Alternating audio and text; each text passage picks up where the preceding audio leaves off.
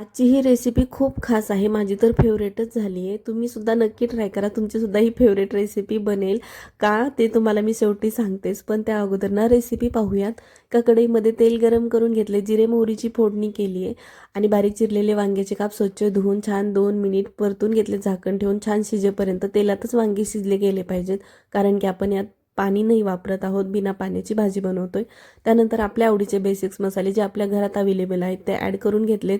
त्यानंतर चवीनुसार मीठ घालून छान मिक्स करून घ्यायचे, जेणेकरून मसालेसुद्धा तळले जातील. जाडसर शेंगदाण्याचा कूट घातला, आवडत असेल तर घाला, नाही तर स्किप करू शकता.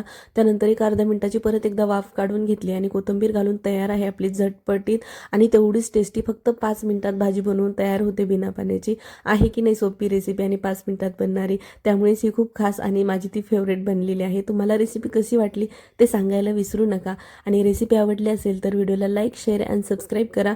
Thank you for watching. भेटूयात नेक्स्ट व्हिडिओमध्ये.